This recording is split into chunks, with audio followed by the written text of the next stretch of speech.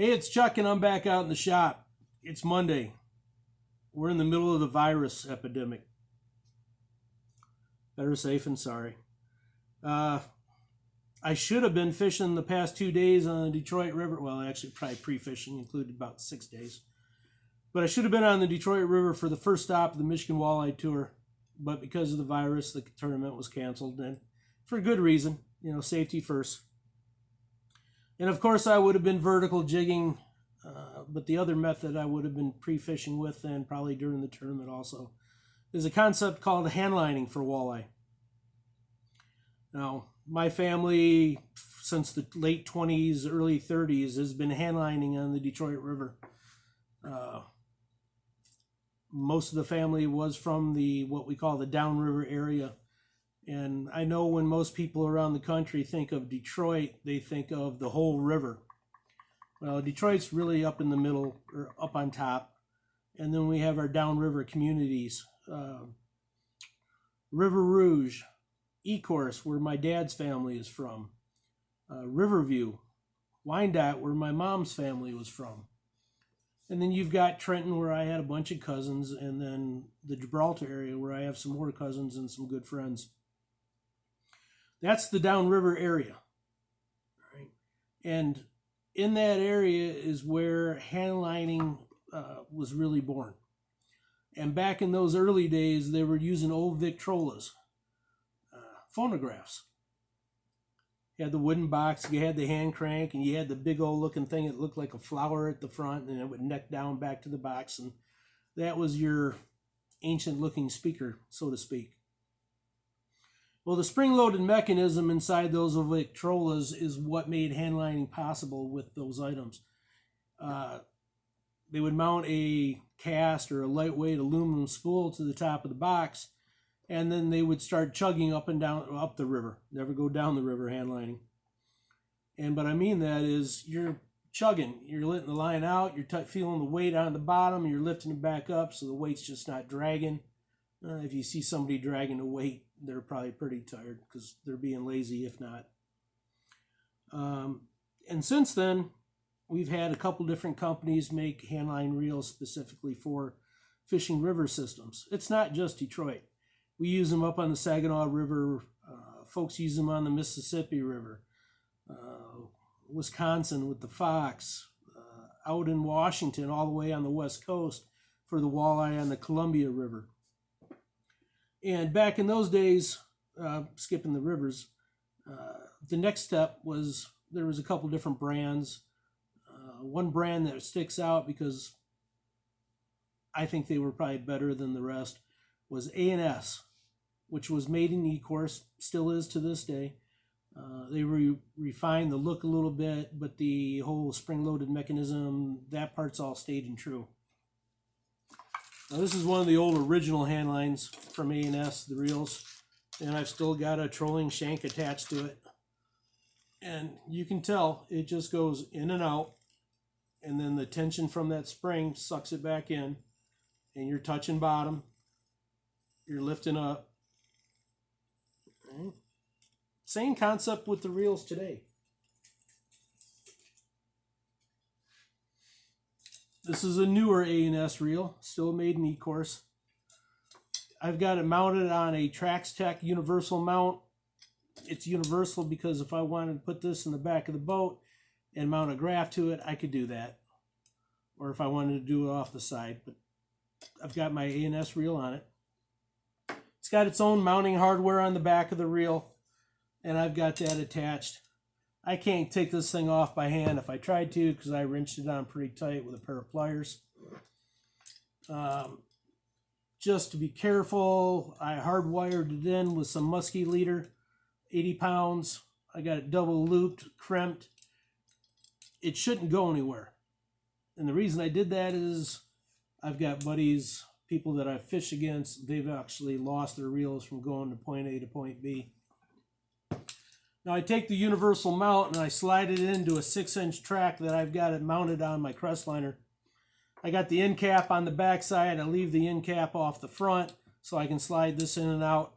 While I'm trolling, all that weight's going to be pulling toward the back anyway, so I'm not going to lose it off the front. And I don't run and gun with these on, so it's a lot easier for me to loosen up these knobs. They got them on the front and the back. They're little tension knobs. They go into the track and create friction. So I can easily take them on and off. Okay. Next up is my trolling shank.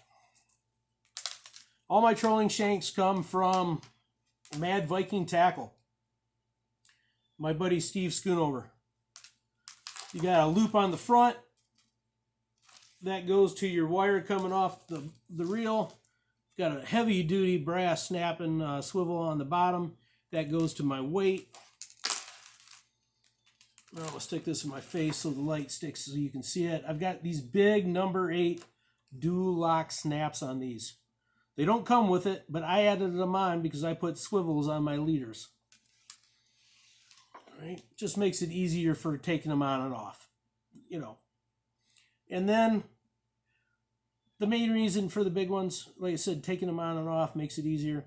The smaller snaps, even though they're plenty strong enough, sometimes they're so tight you just can't force your finger to open them up and close them. So you'd have to take a pair of pliers. It just eliminates a big issue. All right. Now I've screwed up this video. I must have done 20, 30 different takes, and most of the reasons I screwed up was because I kept saying ounces all the time. This is 1 pound. This is 1.5 pounds. This is 2 pounds. Now I'm missing 2 sizes, 1.25 pounds and 1.75 pounds. And those heavier ones, unless you're around the Ambassador Bridge or out in front of the Renaissance Center, Joe Louis Arena, if you're a hockey fan, you really don't need those big heavy weights. 1.25 pounds, 90% of the time, that's what you're going to be using. Now you can buy the weights at Mad Viking Tackle also, or if you're in the area, there's 3 places I would recommend where you could buy your weights and maybe even a reel or 2. One is going to be Domka Outdoors down here in Monroe. And then you got Bottom Line Tackle right outside of Erie Metro Park, the Gibraltar area that I spoke of earlier. And then the Tackle Box right down, it's called Elizabeth Park in Wyandotte. And I'll throw in a 4th one up in E-Course. I think you can get them also at the DipNet. All right, double check, call up ahead of time. They're in the book. You can Google them or find them on Facebook. From there, I am going to take this Mason hard nylon. All right. And I'm a little ashamed to say this, and most of it's because I grew up on Lake Erie. Even though my folks are from the downriver area, I never did much handlining to begin with. I've got some of the old river runt plugs, some of the old pencil plugs that are made out of wood and stuff, but I haven't done it in years. So when I started doing the Michigan Walleye Tour, I had to get back into it and I had to take a crash course. Now, luckily, I've done enough seminars for the Downriver Walleye Federation where I've got to know some of the folks that live up there. They really helped me out getting back into it. And one of those guys was Jerry Hinton. Everybody calls him the legend because the man just goes out and catches fish. But he's also just a huge, huge resource. And you're an idiot if you don't take advantage, because he will freely share all his knowledge. And I really appreciate it. He's just a heck of a guy. And one of the other guys I've talked to quite a bit was Sal Grimo, also a member of the Downriver Federation. Just good people. Most of the guys in that club, I've done seminars for ice fishing and perch fishing. And they always give me a warm welcome, so I got to give them a shout out. Great people up there with the DWF. So Jerry told me about Mason hard nylon. It's a Michigan product. It's sold everywhere. Bass Pro even carries it. I grew up using Mason for my tip-up line when it comes to ice fishing. So I've known about the company name for a while. And no relation. I don't have a piece of the company. They're over on the west side of the state, and I'm down here in the southeast corner. But 20-pound hard nylon, it's abrasion resistant. It doesn't get all coiled up and stuck in the bottom of the boat, on the floor of the boat when you're dealing with a fish or bringing different lines in. It's a great product. Once those knots are tight, they're not coming loose. Now, I've got these leader wheels, and I wish I could tell you you could find them online like I did with Mad Viking and their weights and their shanks, but I can't. I've Googled. I've looked everywhere, and every time I come up, I'm getting different brands, but they're always smaller and they're more expensive. And yeah, if you're in the Detroit area, you're up by Lake St. Clair, stop in at Lakeside Tackle. They're just north of Detroit on Jefferson Avenue on the east side of the road. It's a resource. It's one of the places where everybody knows where to go. It's kind of like Sportsman's Direct up there that my buddy John Baccarella runs, but they got everything you need for handlining over at Lakeside. Now you can see this swivel right here, and the reason that's on the bottom is I put my short leaders on first, and then I put my long leaders, and I attach them with the snap and the swivel. So there's one after the other. So in this case, I've got a 20 foot, and then 40 foot, and then 20 foot, and then 40 foot, 20, 40, 20, 40, 20, 40. I think I've got 4 different wraps on that. And I've got one more because sometimes I'll run a 30 and a 12. All right, same concept. Got the swivel down here. Got my snap somewhere. There it is right there. And that's my 30 foot up on top. Now the reason I do that is my longer leads are going to go into the water first with my floating rattles. And I've got a few other lures that I'll tell you about in a sec. 40 and 20, you never hear anybody vary from that. If they're running those longer leads like that, everybody's running 40 and 20. Why am I running 30 and 12? Well, some guys run 10 foot for their shallow lead, some guys run 15. Primarily, they're all running the 30 foot for their long lead. So what I did is I just cut it in the middle and ran a 12. When you put your lure out, this is going to be true every time, and it's going to come in handy when you're fighting a fish also. Put your longer lead, once you get that lure out behind the boat and you know it's running hot, straight, and normal, put that longer lead around your neck. Then you deal with your short lead, get your lure on it, get it into the water, get your weight in there, hold your shank, take that long lead off your neck and let it go back, and then you start working that weight down to the bottom.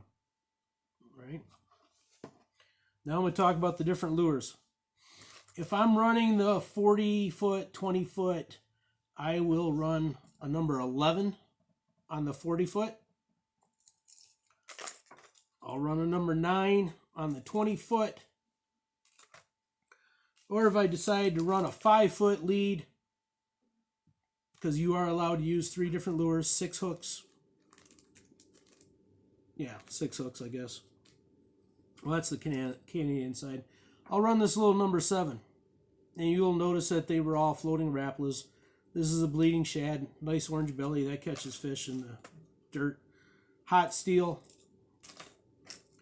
This one you won't find because I found it in a dump bin. They made a short color run. And one of the box stores had it in a box table, dump table, and they were selling them inexpensively. It's kind of got like a gold foil bottom with a fluorescent red on top. Goldfish looking thing. I only got 3 left, but they still catch fish. So now, with that 5 foot lead that I just talked about, I'll run a snubber. Now here in Michigan and maybe the west side of the country, you're using a downrigger. Wisconsin too, Canada, New York, anything on the Great Lakes. But you're thinking of Lure Jensen snubbers, and they're huge. I mean, they're big. Their coils are like that big around. This is made by Max Lures. All right.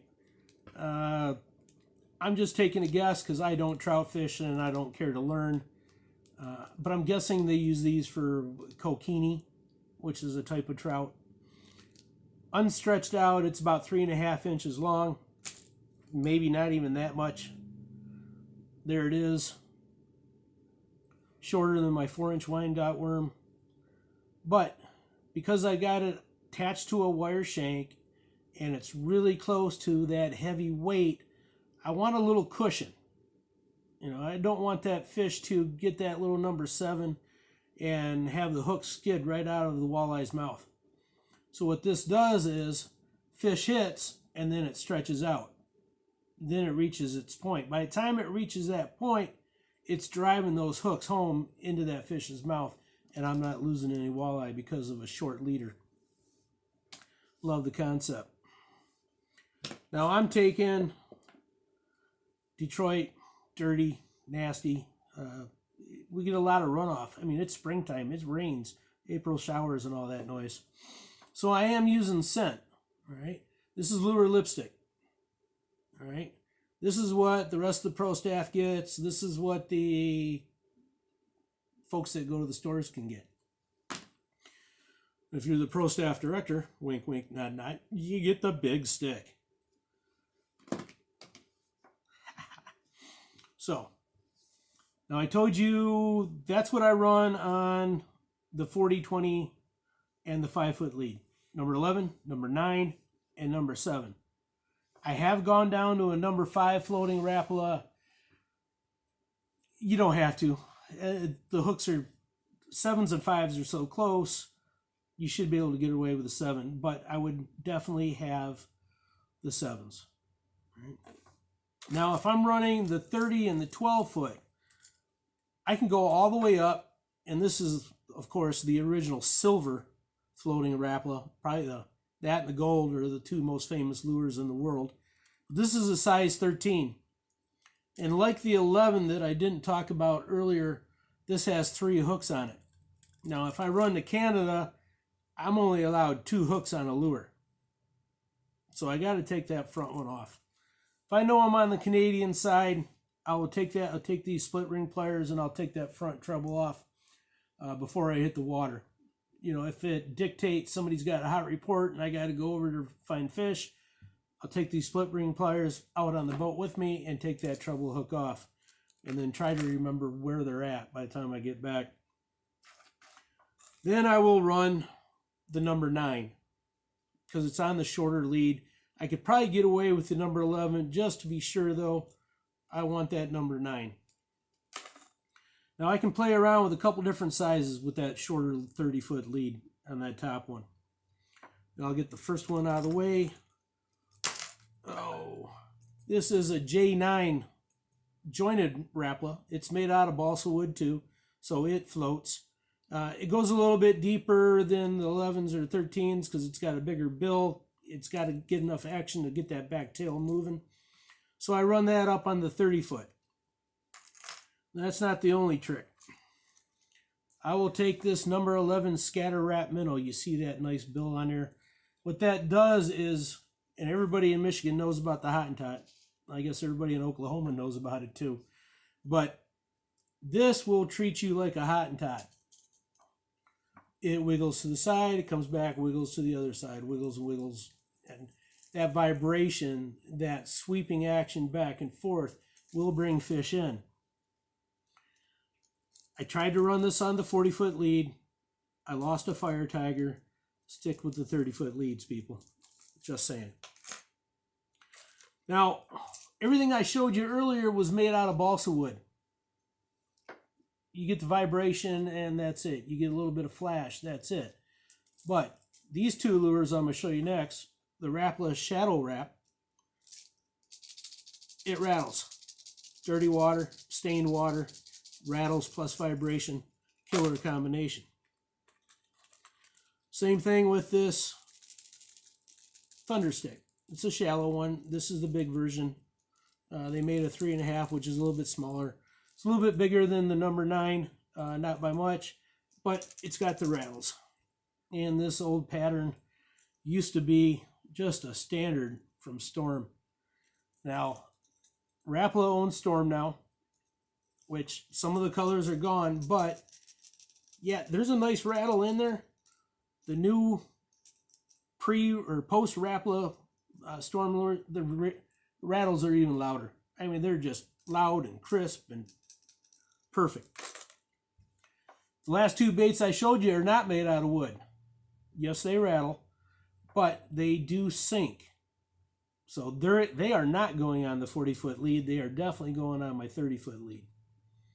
So I'm just going to recap a little bit. What are we going to talk about? These are the basics, by the way.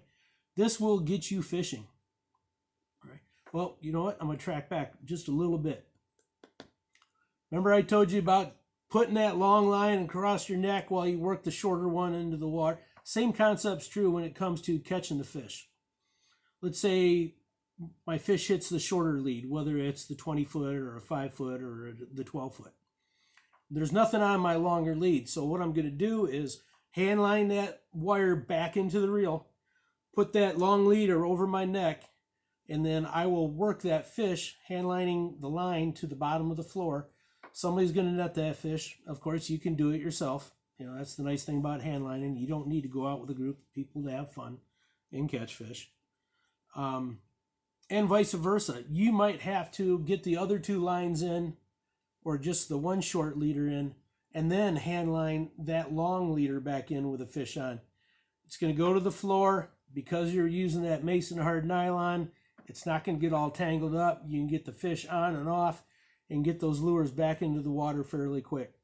All right. You might want to put a little bit more scent on it, lure lipstick, and you're fishing again. So, got your lures. You know how to use them. Got your weights. You got your trolling shanks. All that stuff is Mad Viking tackle. A&S handline reels. And those are the basics you need to know when it comes to handlining any river system in the country. It's a killer combination set up when it comes to walleye.